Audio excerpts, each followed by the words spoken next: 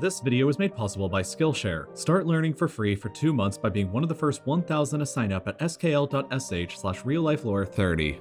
This is South Korea, and this is North Korea. Despite being related, you've maybe heard that they don't exactly get along very well with one another. But what would happen if they did, and North and South simply joined together and became Korea? Basically, a lot of really weird things, because despite both being Korea, you'd be hard-pressed to find two countries that were any more different. When you look at an overview of the two countries, you'll notice that North Korea has a population that's only half the size of the South. But more alarmingly, the North Korean economy is pathetically smaller than the South's, 54 times smaller in fact. North Korea is only the 115th largest global economy, while South Korea stands tall as the world's 12th largest economy. However, North Korea does have more to offer the South than meets the eye. North Korea has a massive supply of natural resources like coal, uranium, and metals, in addition to a large pool of cheap, unskilled labor that the South doesn't have, while the South in turn has a massive amount of capital, technology, and high-skilled workers that the North doesn't have. The combination of these two together would gradually transform Korea as a whole into an economic powerhouse. A paper written by economists at Goldman Sachs back in 2009 suggested that a unified Korea would have potential to surge ahead to the world's 7th largest economy by 2050, blowing past Russia, Canada, Brazil, and Italy. United Korea has potential to be an extraordinarily powerful country on the world stage, but the road to get there is going to be long and painful, and here's why. Let's compare the difficulties of reunifying Korea today with the difficulties of reunifying a similar country back in the 1990s, Germany. Just like Korea, Germany was divided in half for decades between a capitalist and communist side. But unlike Korea so far, Germany eventually came back together, and there's good reasons for why it was possible for Germany, but hasn't been for Korea. Germany didn't experience a violent civil war between the two sides that killed millions of people, while Korea did. Geographically, East Germany had a political enclave of West Germany deep inside of the country, West Berlin, which easily allowed information and knowledge of the outside world to enter East Germany. North Korea's geography, meanwhile, is very different. There are no political enclaves inside of the country. There's ocean to the east and the west, the most fortified border in human history, with millions of soldiers and landmines in the south, and the only countries to the north were fellow communist countries, China and the Soviet Union. It is geographically way harder to get outside information or knowledge into North Korea than it was for East Germany, which means that North Koreans are far less aware of how much wealthier South Koreans are than East Germans were of West Germans. Worst of all though, North Korea is way more economically depressed than East Germany ever was. In 1990, West Germans had incomes that were 3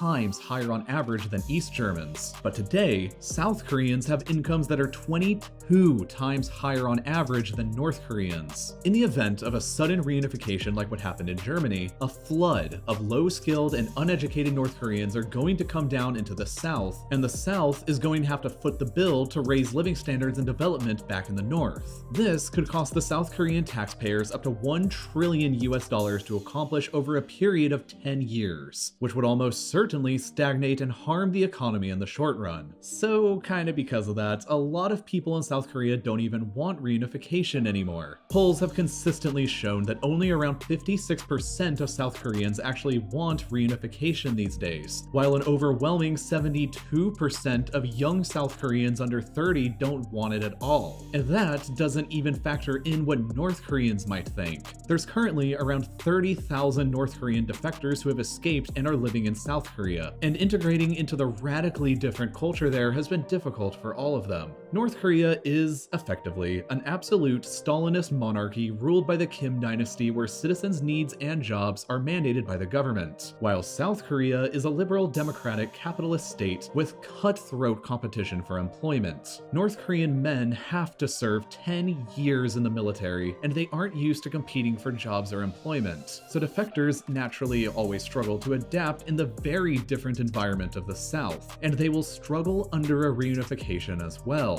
But perhaps the biggest challenge challenges that Korea faces towards a reunification are geopolitical ones. Most importantly, what happens to North Korea and the Kim dynasty? North Korea controls the largest military of any country in the world in terms of sheer size, with over 7.7 million men who have military training, which is almost 1 out of every 3 people in the country. North Korea controls 1,300 aircraft, 300 helicopters, 4,300 tanks, 70 submarines, and most frightening of all, an estimated stockpile of 60 nuclear weapons in addition to an unknown number of medium to short-range missiles and around 5,000 tons of chemical weapons. If Korea reunified under the rule of the South, the fate of this massive and deadly army is just unknown. The nukes and chemical weapons may be dismantled or sold off to less trustworthy people like terrorists, and the unemployed North Korean nuclear weapons scientists themselves may leave to find work with a new employer somewhere else. Unification is a potential powder keg of uncertainty that could go smoothly or go violently explosive.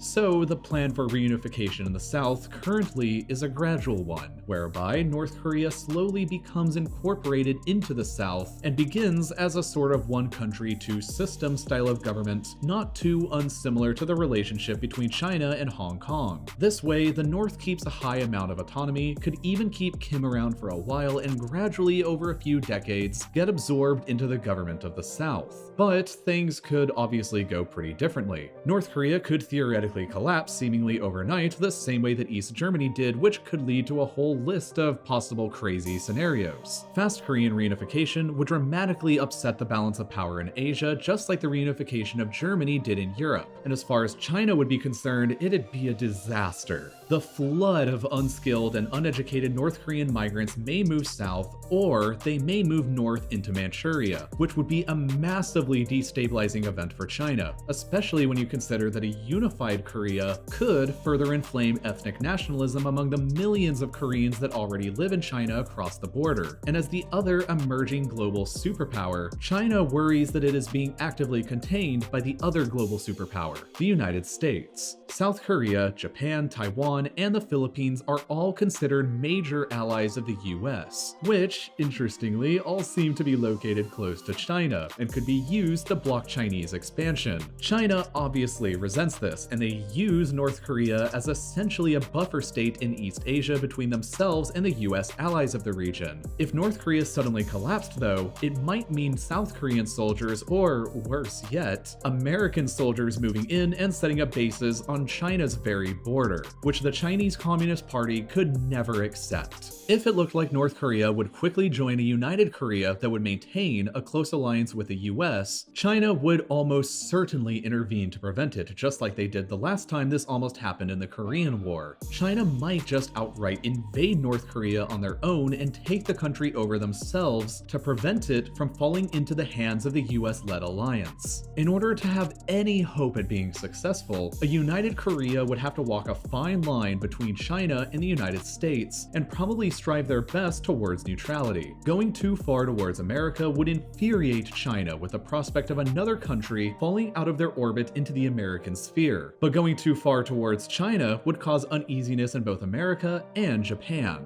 However it goes though, the initial costly investment at reunification would eventually pay off for the Korean people as a whole. By 2050, Korea would likely already be ranked among the global great powers for the first time in history. She would have at least the 7th largest economy in the world, and likely even higher than that. Some economists even expect that a unified Korea could eventually overshadow even Japan to become the world's 3rd largest economy, remaining only behind China and the United States. Korea would have an enormous population, around 80 million strong, with some of the most advanced technology in the world, the largest standing military on the planet, potentially dozens of nuclear weapons if they decided to keep them, and an incredibly strategic geographic location at the crossroads of the most valuable trade route in the entire world between the world's 2nd and 3rd largest economies today. Korea would be a great power, but the road to get there is long and difficult. Before I made this video, I've been mostly stuck in my house not really doing anything for the past couple of weeks. If you can relate to that, then you are probably getting pretty bored just like I am, and I've got the perfect thing to suggest you go do next. This great class on making cinema-style iPhone filmmaking by Niles Gray and Caleb Babcock that's available right now on Skillshare. Perfect for feeding your creative side while you're stuck at home. Skillshare is, of course, an online learning community with millions of members who want to further their own creative goals. When you're a member, you can take the class that I mentioned and thousands of others on pretty much any subject you can imagine. It's perfect for learning something while you're stuck at home to advance your career, to help you in school, or to just have fun. But, best of all, you can get 2 whole months for free when you're one of the first 1,000 to sign up by clicking the link in the description or by going to skl.sh/RealLifeLore30. And you'll get access to their thousands of classes for less than $10 a month when you sign up for an annual subscription afterwards. And as always, thank you for watching.